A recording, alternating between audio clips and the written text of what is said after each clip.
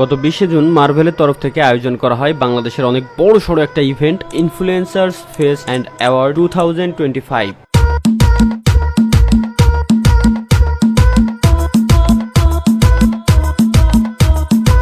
এই ইভেন্টটা সম্পর্কে শর্টকাটে ছোট্ট করে একটু ইনফরমেশন দিয়ে দিই। ইউটিউব ফেসবুকে অনেকেই আসলে অনেক ধরনের ক্যাটাগরিতে ভিডিও তৈরি করে। অনেকেই বাচ্চাদের নিয়ে ভিডিও তৈরি করে, অনেকেই পেট নিয়ে ভিডিও তৈরি করে, অনেকেই গেম নিয়ে ভিডিও তৈরি করে, ফানি কিছু নিয়ে ভিডিও তৈরি করে। এইভাবে করে অনেকগুলো ক্যাটাগরি বর্তমান দুনিয়ায় আমরা দেখতে পারি এবং এক একটা ক্যাটাগরি নিয়ে অনেকেই ভিডিও তৈরি করে। তাই প্রত্যেক ক্যাটাগরি থেকে কে সব থেকে বেশি ভালো ভিডিও তৈরি করতেছে তার ক্যাটাগরি নিয়ে ওইটার উপরে বেস্ট করে একটা অ্যাওয়ার্ড দেওয়া হয়। আর এই অ্যাওয়ার্ড শোটাই আয়োজন করে মার্ভেল।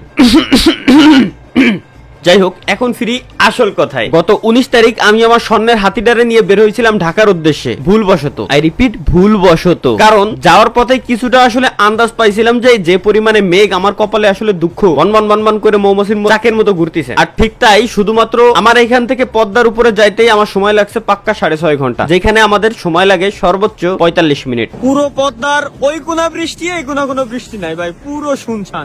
এর পুরো শুকনো, কিন্তু আমার জুতো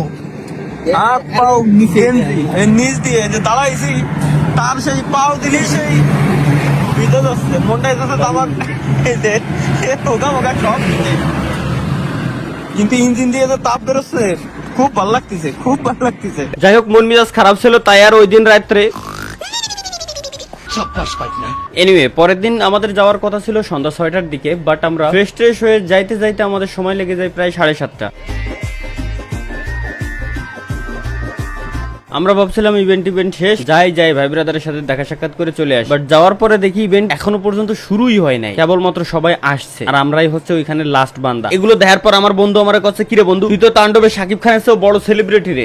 ও হ্যাঁ, ভালো কথা। ইভেন্টটার আয়োজন করা হয়েছিল রেডিসনে, আর এর মধ্যে স্পন্সর ছিল হিউজ পরিমাণে। এবং সব থেকে বেশি ভালো লাগছিল একটা জিনিস, সেটা হচ্ছে ম্যাক্স কোলা। দেশীয় ব্র্যান্ড হিসেবে, দেশীয় প্রোডাক্ট হিসেবে তারা সরাসরি এখানে স্টল দিয়ে দিছিল এবং সবার জন্য উন্মুক্ত করে দিছিল। যার যে কয়টা মন চাই সে কয়টা খাইতে পারবে। এবং হ্যাঁ, এখানে ছোট্ট একটা জিনিসও ছিল, দেখে খুব ভালো লাগছিল জিনিসটা, যে বোতল দিলে, অর্থাৎ অনেকগুলো বোতল একসঙ্গে জমা দিলে কিছু টাকা আপনাকে দেওয়া হবে। যাই হোক, আমাদের সাথে আরো আসার কথা ছিল আরিফিনের, কিন্তু ওই বান্দা যে এত পরিমাণে মাইয়া পাগল, ওরে এতবার আমি কল দিছি, ও আমার কল রিসিভ করে নাই তা না, ওর সিমে আমার কল ঢুকেই না। বান্দা ডু নট ডিস্টার্ব অন করে মনে হয় ঘুমাইছে। ঢুকতেই দেখি বেশিরভাগ এখানে সব চেনা পরিচিত মুখ, কারণ যতগুলা ইভেন্টে যাই প্রায় তাদের সঙ্গে দেখা হয়। তবে এরও মাঝে অনেক নতুন মুখ ছিল, যাদের সঙ্গে প্রথমবার আসলে মিট হইলো। আমার আর কি ভাই, আমাদের সার্কেল একটাই, গেমার ভাই ব্রাদার এক জায়গায় হইলে ভাই বুকের পাটা অটোমেটিক বাইরে যায়। কারণ এইসব ইভেন্টে সব থেকে ওল্ড ক্রিয়েটর আসলেও নার্ভাস ফিল করবে স্বাভাবিক, সেইখানে গেমার্সদের ভাই ব্রাদার মানে ভাই কথাই হবে। তবে একটা কথা আমি আপনাদেরকে বলে রাখি, গেমার্স